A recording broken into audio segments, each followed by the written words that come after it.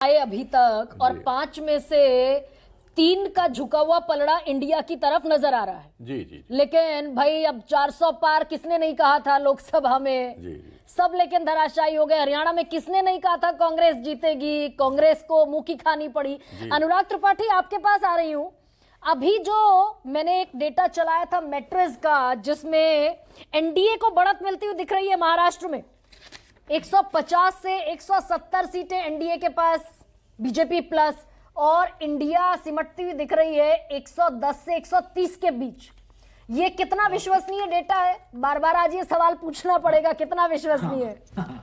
ये असल में हम लोग जब पिछले बार लोकसभा में इसी तरह चर्चा कर रहे थे और आंकड़े एक तरफा आ रहे थे कि बिल्कुल पूरी तरह देश में बीजेपी को लगभग 400 पार, हर एग्जिट पोल इतना बता रहा था लिटरली। तो वो तो एक तरह का अब ये मेरे ख्याल से एक मनोरंजन की एक्सरसाइज हो गए हैं और हमको शायद इससे ज्यादा उसको मतदाताओं को भी और हमारे देखने वालों को भी इस हद तक जाना नहीं चाहिए। ज्यादातर पोल, 2-3 जो 4 पोल हैं इस बार अभी जो निकले हैं, वो सब के सब आश्चर्यजनक तौर पर एनडीए की बढ़त बता रहे हैं और क्लियर मेजोरिटी के साथ सरकार बनते दिखा रहे हैं। और 150 के ऊपर का आंकड़ा दे रहे हैं, 144 में सरकार बननी है। बिल्कुल।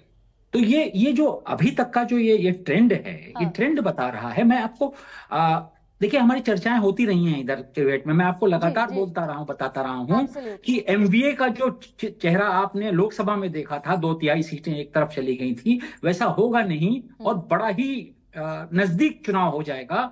वो बात पक्की है कि अभी भी मेरा मानना ये है कि चुनाव बहुत नजदीक है। कभी सीटों पे इसको नहीं नापिए प्लीज, इसको आप पोल परसेंटेज पे नापिए।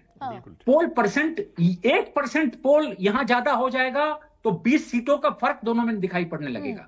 ये ऐसा गणित है। 1%, 100 में 1% वोटर इधर घूमा और पूरा का पूरा गेम बदल गया। नहीं, लेकिन नंबर गेम भाई अनुराग जी ये भी तय है ना कि वोट प्रतिशत का एनालिसिस तो लेटर स्टेजेस में होगा, फिलहाल तो सीट एनालिसिस होगा। भाई नंबर गेम 288 में से 145 का बहुमत है, सरकारें भी सीटों पे बननी है।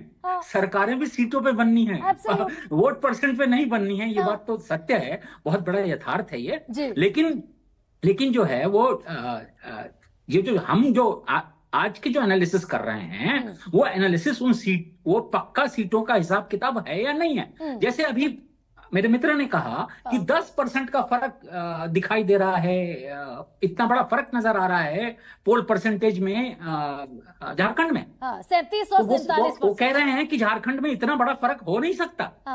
ठीक है, तो महाराष्ट्र में भी बड़ा फर्क नहीं होने वाला है, बहुत नजदीकी गेम है।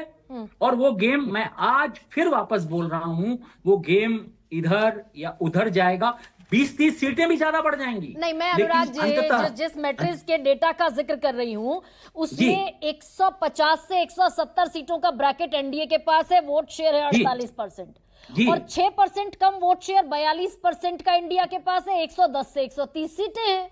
क्या ये प्रैक्टिकल और पॉसिबल दिखता है? ये विश्वसनीय दिख रहा है? 6% का आंकड़े का फर्क है। जी 6% का आंकड़ा है, एक बड़ा आंकड़ा है। और वो ये अगर ये पोल सही हैं तो बिल्कुल ये इस तरह की तस्वीर बनेगी, दिखाई दे रही है। ठीक है, और ये तस्वीर बिल्कुल ही, ये मैं आज इस बात से मैट्रिक्स का जो पोल है उससे बिल्कुल इनकार न करते हुए मैं इस बात को कह रहा हूं कि जैसे हरियाणा के फिगर्स अलग आए थे, उस तरह के अंतिम रिजल्ट कुछ अलग और चौंकाने वाले दोनों तरफ से हो सकते हैं। मैं ये कह रहा हूं, अभी भी मैं इस पे कायम हूं। और ये इस बार प्रेडिक्शन सचमुच बहुत कठिन हो गया है हमारे लिए भी, और ये पोलस्टर्स जो हैं, ये जो सर्वेक्षण कर रहे हैं, इनके लिए भी बहुत मुश्किल हो गया है ये चुनाव का एक्चुअल वहां तक पहुंचना। ये पिछला जो चुनाव है, क्या उसी आधार पर ये चुनाव होंगे? क्या लोकसभा में नरेंद्र मोदी के ऊपर सरकार पर हो रहा था, महाराष्ट्र की सरकार में उतने मजबूत चेहरे शिंदे या फडणवीस या अजित पवार के दिख नहीं रहे हैं, उसकी तुलना में एमवीए के चेहरे ज्यादा मजबूत हैं। तो सारे फिगर्स जो हैं वो, और एक सिटिंग सरकार है, एक इनकम्बेंट सरकार है, जिसको विरोध पेश करना पड़ेगा। बिल्कुल अनुराग जी, थोड़ा सा रोक रही हूँ मैं। एक बार फिर से झारखंड पर जाती हूँ, और झारखंड का जो एग्जिट पोल दिखा रहा है एक्सिस माई इंडिया का, इसमें अब आप ये देखिए कि पुरुष कहां पहुंचे वोट देने के लिए और महिलाएं कहां पहुंची वोट देने के लिए। 37% महिलाओं ने एनडीए को वोट दिया है, और इसमें ये वोट शेयर जिसका अनुराग जी भी अभी जिक्र कर रहे हैं बड़ा खास हो जाता है। 45% महिलाओं ने इंडिया को वोट किया है और अलायंस के हिसाब से भी ये डेटा अब आपके सामने है कि